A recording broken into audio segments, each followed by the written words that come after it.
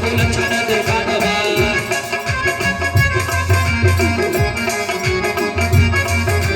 नयन न जल देखी पार्थ से कहत फेग साता दुखी पूत क्रोध कइले अपारवा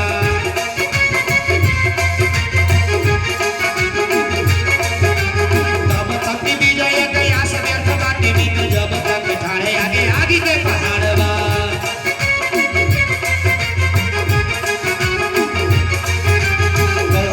रथ कुरुक्षेत्र से हटाई गई तात जी से हरने में नाही कोनो हारवा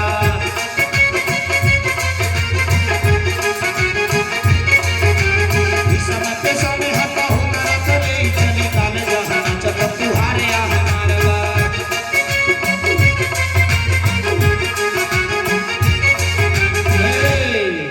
महाराज कन्हैया जी देख के भीष्म बाबा को सोच रहे हैं बुढ़ऊ पहाड़ के तरह खड़े हैं। अब कन्हैया जी कह रहे हैं अर्जुन जी से, अरे अर्जुन अरे हमको आज लक्षण ही अच्छा नहीं लग रहा है और विजय का यास व्यर्थ है मित्र कब तक कि जब तक आगे ही ठाड़े आगे के पहाड़ी बुढ़ऊ बाबा जब तक है ना तब तक विजय नहीं दिख रहा है। कहते अर्जुनी रथ को लेकर के यहाँ से मैं चलूं काहे कि बाबा से हरले में कोनो बेइज्जती नहीं है। महाराज अब फिर कह रहे हैं फिर वही भगवान अर्जुन को एक बार पीछे एक बार आगे कर रहे हैं कि अगर उनके शरीर में रक्त है अर्जुन तो तुम्हारी शरीर में पानी नहीं है। बात सच बाट मीत भली बाती जागे जाहिर की दिव्य दिव्य बाणन के गुहा भर मरवा किंतु खूनाओ न केता अरे तोहरे न पानी बाटे आओ न से न कम पारथ पौरुख तुहारवा। कन्हैया अगर उनके शरीर में खून है तो तुम्हारे शरीर में भी पानी नहीं है अर्जुन, चलो युद्ध करो। अब जाने जो न चाहे तो न होई चल युद्ध कर करत लचार हमें द्रौपदी के बारे में है। अब परिणाम जो भी होगा चलो युद्ध करो क्योंकि मुझे द्रौपदी का वह केस लाचार कर रहा है हो। जिस दिन द्रौपदी ने मुझसे कहा कि भूलत ना हमें वो दीनवा द्रौपदी कहली तनी हाली से घाती बड़ा मुदई कुलई बिचवाओ धने के बचाई के जई दूत युधिष्ठिर के बनिल दुर्योधन से भले संधि करई लेकिन नई बिथुरी के सिया कन्हैया अरे याद रहे हरि भूली न जई। महाराज वह बात मुझे द्रौपदी का याद है। अब माई बाप अर्जुन युद्ध से पीछे होने लगे। भगवान ने समझाया अर्जुन अरे इस रणभूमि में कोई अपना नहीं है, रणभूमि में खड़ा होने वाला सब शत्रु होता है। जो युद्ध के लिए सामने खड़ा हो गया वो शत्रु है। वो अगर तुम नहीं मारोगे तो वो तुम्हें मार डालेंगे, इसलिए संकोच मत करो, युद्ध करो। महाराज भगवान ने अर्जुन को बल दिया और सर्वप्रथम अर्जुन ने एक बाण मार करके भीष्म बाबा के चरणों में प्रणाम किया कि पूज्य बाण मारी, पूज्य बाण मारी पार्थ तात के प्रणाम कईने पावन चरण नाख छुअती लहरी गई। एक बाण मार के अर्जुन जैसे ही भीष्म बाबा के पैरों में प्रणाम किए वैसे है भीष्म के ओर से आशीष के चलल बाण पारथ के शीश पर आशीष निकरी गई। अर्जुन के बड़वा आया कहा पिता प्रणाम। भीष्म बाबा ने एक बाण चला करके बोला आयुष्मान भवा विजयी भवा। अब अर्जुन के केहू हरा नहीं सकता महाराज। दूसर बाण चलाई के भीष्म कपीस के पाव प्रणाम पठैन। राख तू ही प्राण आजू हमार माधव ते बैरी बनी गई न। खाली भरोसा तोहार हमें चलल बचल मन ही मन तात मनैल। अपय कर्मा ध्वज की करई बानन अपय कर्मा करत रही न।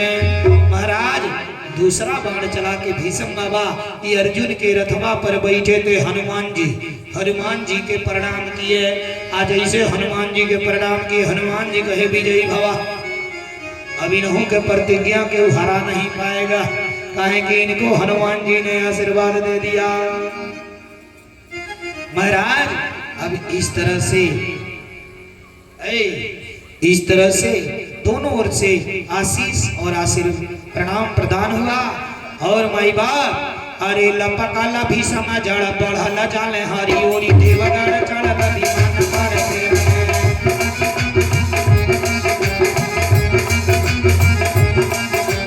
राम जाने रान भी चले कर परन रहे बड़ बड़ बान जवान पड़े फिर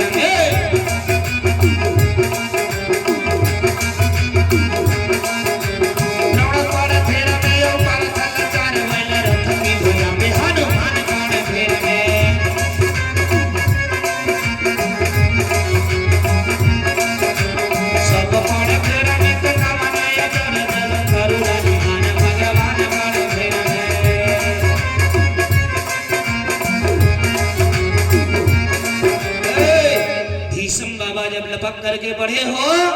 भगवान भी घबरा गए और रथवा पे बैठे हनुमान जी भी घबरा गए ये बुढ़ऊ क्या करेंगे हो। और महाराज भगवान को बाण चलाते चलाते इतना बाण मारने लगे हो भीष्म बाबा। मारे तो मारे एक बाण मारे मुकुट छटक गया दूसरी बाण मारे हो रथ का पहिया छटक गया हो। अब कन्हैया लुढ़क गए और जैसे लुढ़के क्रोध आया महाराज और तुरंत कन्हैया ने उस चक्र को लिया और चक्र को ले करके भीष्म बाबा की तरफ दौड़ गए। और जैसे दौड़े भीष्म बाबा ने प्रणाम कर लिया हाथ जोड़ लिए धन्य हो प्रभु आप भक्त के सम्मान को बचा दिए। बोलिए कृष्ण भगवान की जय। और आज इसके बाद घमासान युद्ध हुआ दोनों तरफ की सेना आपस में लड़ती ये महाभारत की लड़ाई 18 दिन तक हुआ। सुबह सूर्योदय से सूर्यास्त सूर्य संबंधित लड़ाई होता था। सूर्य उदय होता था शंखनाद होता था दोनों तरफ की सेना युद्ध भूमि में आ जाती थी और युद्ध चलता था। जब सूर्य अस्त होता था उस समय शंखनाद होती थी युद्ध विराम। इस तरह से 18 दिन युद्ध चला एक से एक महारथी सब मारे गए हो महाराज। अब गदा युद्ध में भीम ने मार करके दुर्योधन के जंघा को तोड़ दिया। दुर्योधन रणभूमि में गिर करके करा रहा था महाराज। जब करा रहा था और इधर पांडव शिविर से निकल करके युद्ध क्षेत्र में घूम रहे थे देख रहे थे ऐ कौन कौन मरे हुए पड़े हैं। सब अपने परिवार के ही है हो सब अपने ही काका चाचा सारे अपने परिवार के ही लोग मरे पड़े हैं महाराज। अर्जुन यही सब निगरानी कर रहे हैं और इधर महाराज द्रोणाचार्य का पुत्र अश्वस्थामा, अश्वस्थामा दुर्योधन का मित्र था। दुर्योधन के पास से आया और कहा कि मित्र मैं तेरी क्या मदद कर सकता हूं। उसने कहा मित्र अब क्या मदद करोगे, अब बचा ही क्या मेरे पास, अब मेरी क्या मदद कर दे। नहीं मित्र तू बता तेरी अंतिम इच्छा क्या है। दुर्योधन ने कहा अगर बहुत इच्छा है दे मेरे लिए कर सकते हो तो पांडव के सर कलम करके मेरे सामने ला करके रख दे। महाराज अश्वस्थामा निकला गया हो, रथ पर बैठा और पहुंच गया। कहा पांडव के शिविर में। पांडव के शिविर में पांचों पांडव के पुत्र पांडव के बिस्तर पर सोए हुए थे। अरे पांडव के पुत्र थे तो उसी तरह शरीर भी था और महाराज पांचों के सर ढके हुए थे, सोए थे ढक करके महाराज। और ऐसे समय में ना गया ये आता ताई अश्वस्थामा पांचों बच्चों का सर काट दिया और काट करके एक गठर बनाया, रथ पर लेकर के आया हो और ले आ करके गठरी बना करके रख दिया दुर्योधन के सामने। कहा मित्र मैंने तेरा शर्त पूरा किया, ले तेरी अंतिम इच्छा पूरा हुई। अरे मन में सोचने लगा अरे ये पांडव घास मूली नहीं है वो, इतना गए और कांटे लेके इतनी आसानी से चले आए। मुझे तो संशय लग रहा है। उसी कपड़े में ही उस सर को पकड़ करके दबाया ना, सर फूट गया। दुर्योधन सोचने लगा पांडव का सर इतना कमजोर नहीं है। नहीं खोला जैसे देखा हो पांडव के पुत्रों को, अरे भयंकर चिल्लाया अरे मित्र तू तो मेरा सबसे बड़ा शत्रु निकला रे। तूने तो मेरे खानदान में पानी देने वाला भी नहीं छोड़ा। तू मेरा सबसे बड़ा शत्रु निकला। एक ही बार कराह करके गिरा दुर्योधन और मर गया, प्राण निकल गए महाराज। अब अश्वस्थामा अब इधर माई बाप पांडव शिविर में आए, इधर रोहा रोहट मचा है। द्रौपदी अपने पुत्रों को देख करके रो रही, मरे हुए शरीर को देख करके हो। आग भीम अर्जुन के शरीर में आग बल गया है। तुरंत भीम जाने लगे, भीम को अर्जुन ने रोका और अर्जुन गए रथ से। अब लगा भागने अश्वस्थामा को दौड़ाने लगे। अश्वस्थामा को जब दौड़ाने लगे महाराज तो अश्वस्थामा पकड़ा गया। पकड़ करके अर्जुन अपने रथ में बांध करके उसे घसीटते हुए लेकर के द्रौपदी के पास आए।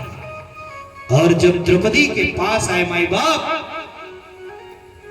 अब भगवान ने इशारा किया कि इसे मार दो। अर्जुन ने कहा प्रभु आपने ही। भगवान ने कहा मार दो। द्रौपदी कही मुच्चताम इसे छोड़ दो। ये गुरु पुत्र है, ब्राह्मण है, ब्राह्मण का वध नहीं करना चाहिए। अर्जुन ने कहा भगवान गीता में आपने ही तो कहा है ना, है? पागल को, सोए हुए को, बालक को, किसी बच्चे को, वृद्ध को धोखे से जो मारे उसे मारने में कोई दोष नहीं है महाराज। लेकिन द्रौपदी बड़ी ही करुणावान थी। द्रौपदी ने कहा नहीं ये आपके गुरु का पुत्र है, ब्राह्मण है, ब्राह्मण का वध नहीं करना चाहिए। ब्राह्मण कितना भी आताताई हो लेकिन उसका वध नहीं करना चाहिए, अपमानित करके छोड़ दीजिए। महाराज यदि कोई मर्द है समाज में उसको अपमानित कर दिया गया, उसका सारा उसी दिन समझ जाइए कि वो अपने को मृत घोषित हो जाएगा, मृत मान लेगा। लेकिन ऐसे भी समाज में है, दिन भर में 3 बेर तुड़ाएंगे, 3 बार झाड़ी के खड़ा, आई एम हीरो। कोई है क्या मेरे जैसे? हैं? ऐसे भी लोग जिसको बेहया कहा जाता है, उखाड़ो फेंको जमेगा, कोई फर्क नहीं पड़ता। लेकिन अगर मर्द है, मर्द का अगर शान निकल गया ना, मर्द का जान नहीं शान लिया जाता है, वो मौत से बड़ा सजा होती है। महाराज अब इसके बाद भीम ने अश्वत्थामा के बालों को, केसों को काट दिया और इसके अंदर ब्राह्मण मणि था, इसका मणि निकाल लिए, इसका ब्राह्मण मणि निकाल लिए और निकाल करके इसको अपमानित करके छोड़ दिया गया। अभी ब्राह्मण था, इसका अपमान अब इसको बर्दाश्त नहीं हुआ, भागा तो, लेकिन अपना ब्रह्मास्त्र छोड़ दिया। आज जब ब्रह्मास्त्र को छोड़ा माई बाप, ब्रह्मास्त्र जब चला, भयंकर चारों तरफ उजाला, अग्नि जलती हुई चारों तरफ चिंगारियां फेंकता हुआ, और ब्रह्मास्त्र चला, चारों तरफ उजाला हो गया। शिविर में सब लोग घबरा गए, सभी लोग कह रहे हैं कन्हैया जी अरे ये क्या है। अब ये हुआ कि ये अश्वत्थामा ने ब्रह्मास्त्र छोड़ा, कन्हैया ने कहा ये अश्वत्थामा ने ब्रह्मास्त्र छोड़ा है, अर्जुन इसके अनुसंधान के लिए तू भी ब्रह्मास्त्र छोड़। महाराज अर्जुन भी ब्रह्मास्त्र छोड़े हैं और उस ब्रह्मास्त्र का अनुसंधान हुआ, लेकिन उसमें से एक चिंगारी अभिमन्यु की पत्नी उत्तरा, जो अर्जुन की पुत्रवधू थी, जिस अभिमन्यु को द्रोणाचार्य, भीष्म, कृपाचार्य जैसे बड़े बड़े महारथी घेर करके धोखे से चक्रव्यूह की रचना में उस बच्चे को मार दिया, उसकी पत्नी उत्तरा, उसके पेट में गर्भ था। एक चिंगारी ब्रह्मास्त्र का आकर के उसके पेट में प्रविष्ट हुई। हम माई बाप जब पेट में प्रविष्ट हुआ तो उस ब्रह्मास्त्र ने जाकर के पेट में उस बच्चे को मार दिया और पीड़ा से ये कराहने लगी, चिल्लाने लगी। कुत्ती इत्यादि सबने कन्हैया की गुहार लगाई। महाराज कन्हैया द्वारिकाधीश छोटा लघु रूप बना करके उत्तरा के पेट में प्रविष्ट हुए और पेट में प्रविष्ट होकर के जा करके उस बच्चे को पुनः जीवित किए और जीवित करके दर्शन दिए महाराज, और कवच बना दिए, उस बच्चे का रक्षा किए। और इधर अश्वत्थामा भगा महाराज, अश्वत्थामा मरा नहीं, आज भी अश्वत्थामा जीवित। बोलिए कृष्ण भगवान की जय। अब इसके बाद महाराज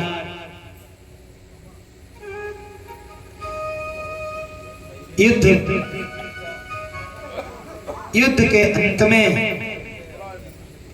के अंत में अंततः समय आया महाराज। समय जब आया तो परीक्षित का जन्म हुआ, उस उत्तरा के पेट से परीक्षित का जन्म हुआ। बोलिए परीक्षित महाराज की जय। और परीक्षित का जन्म हुआ और पांडव लोग परीक्षित को राजा बना करके, पांडव लोग परीक्षित को राजगद्दी दे करके स्वर्गारोहण के लिए चले गए। बोलिए कृष्ण भगवान की जय। और इधर महाराज परीक्षित जी भली भांति अपनी राजा के प्रजा की रक्षा करते हुए राज्य करने लगे। बोलिए कृष्ण भगवान की जय। श्री कृष्ण कन्हैया